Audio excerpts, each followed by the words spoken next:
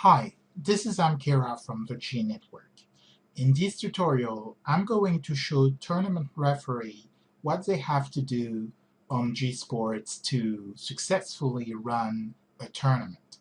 So the first thing I do is I go to JeeSports here, I log in, which I am now. I go to the tournament section, okay, tournament list. I look for the tournament. I'm going to admin, so which is this one here, SC2 1 versus 1 open number 1. I see a number of options here. If I am a tournament co-host or an admin, I'll see an edit button here and the ability to cancel the tournament. If I am not a co-host or an admin and I am a referee, I won't see those options here. So as a co-host, I can go and tweak the tournament a little bit. So I'll do that here. I click on Edit Tournament, and there I'll be able to change a number of options. Okay, can set a password, change the title a little bit, and change other options you see here. Okay, as you will see, this tournament is set to manual seed, which means the admin or co-host is going to have to set the bracket, him or herself. With any other fixture options, so seed, random, or new opponent, you don't have to do anything, right? The brackets are generated automatically. With manual seed, the admin needs to create the brackets first for the first round and then start the tournament. Okay, so let's go back now. I see here that the check-in size is 8. I have 7 users, players registered so far. None of them are checked in, but actually, if I look here, check-in are going to open, in just a few seconds from now. Well, actually, they're open, so people will now have to check in, right, between 15:35, 16:35, and 16:45. All players have to check in. I can go to my participants tab here and see that none of them is checked in. Okay, so I'm gonna pause, check in the players, and I'll come back. Okay, now all the players are checked in. I'm going to refresh this page to reflect that. Actually, out of all the players who registered, one didn't check in, which is fine. We'll run the tournament with 6 players. You see here that you can sort the participants by username, sign-up date, rating, or check-in status. A useful one is a rating here, which is the JeeSports rating. And what that allows us to do is to basically sort those players by rating, and as this is a manual bracket, we could use that. We don't have to, but we could use that as a guideline for setting the bracket. So let's fast forward this tournament and make it start now. Okay, so the tournament is ready to start now. As you can see here, we have tournament starts in basically 0 minutes, which is now. So because this is manual seed, the tournament didn't start yet because as a co-host or as an admin, I haven't created the brackets yet. So if you go to brackets, right, you'll see that there is basically nothing. Everything is empty, okay? So I'll go back to my info page, okay, and I have a second edit button here, which, if you mouse over this button, you'll see edit brackets. This one is to edit the tournament. So I'm going to click here, and I'll create my brackets. So you'll see that by default, it's kind of sorted out the players by their rating. So you see that the 2 players with the highest rating have been, put on opposite sides of the brackets. You could change that if you want, and you also see, because we have 6 players out of 8, you also see that there's 2 free wins here, right? 2 empty. These blanks mean these 2 are going to get a free win in the round 1. Now let's see what else we have here. So we have the strongest, we got the second strongest. We may want to put the third strongest here on that lower bracket. So I'm going to move, you see, I just drag and drop that player here, which is kind of the temporary place. And I'm going to take another one. I'm going to take the 4th strongest, and I'm going to put it here as well. Now I'll take that third user again, and I'm going to bring that back here, and I'll take this one and I'll bring that one here. Now I can start the tournament if I'm happy with my bracket. Obviously, I can do all types of things, right? Please do not leave a section completely blank like this, or it may mess up the brackets. So here we go. Our 2 strongest are here, 3rd strongest here, 4th strongest there. So that looks pretty good. Okay, I now can press this start tournament, which I'm going to do now. And that's it.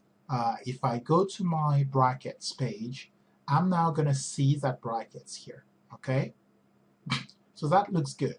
Now the next steps is going to be, as a referee, now the referee can really kind of step in and manage that tournament. The admin and the co-host can also do that at any point in time.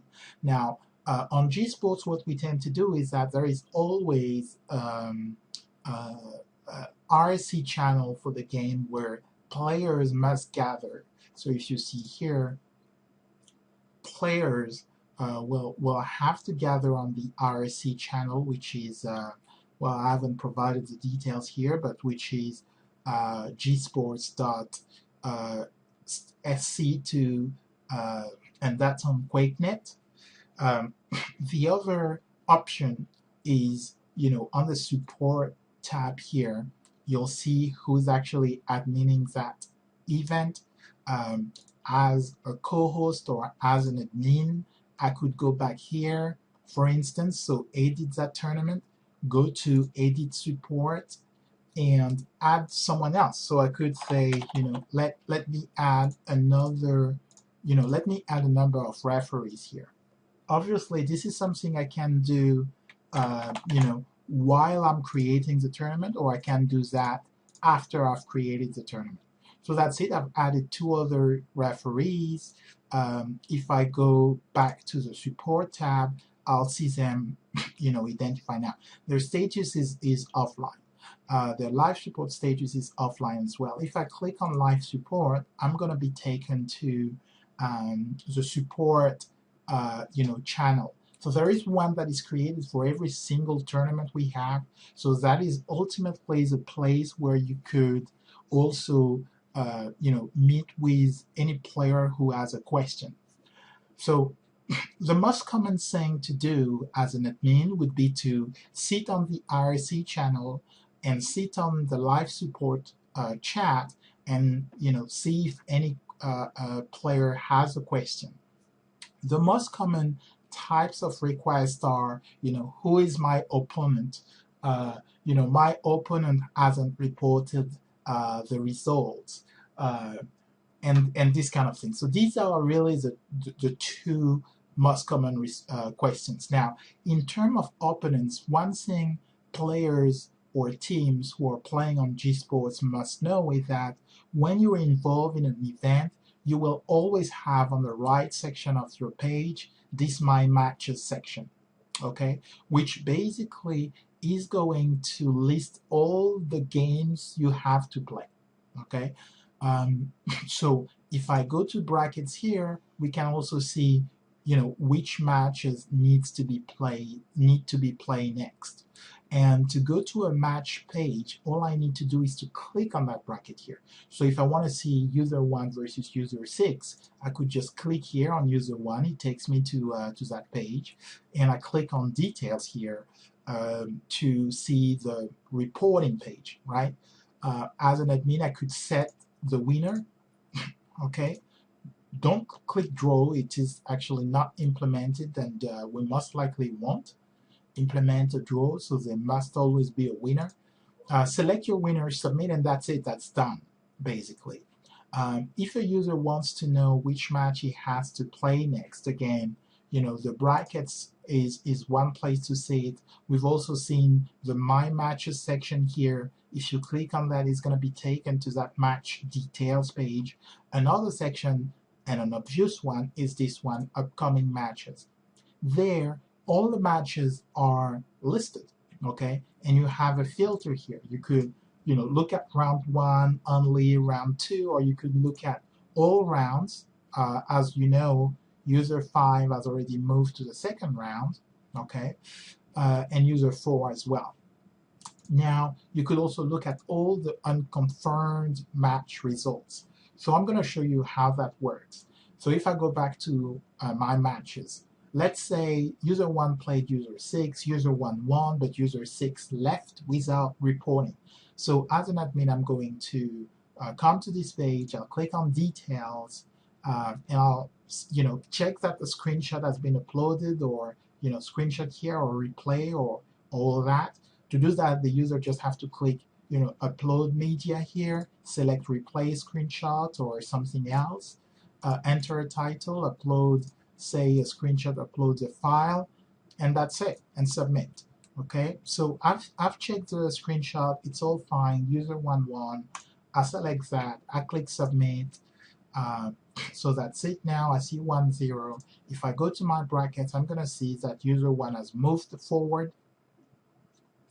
Okay, so user 1 has moved forward, and that looks pretty good.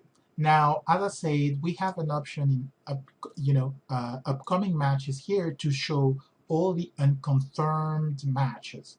So to do that, I'm going to log in as user, either user 3 or user 2, report, and see what happened. So I'll get back in a second.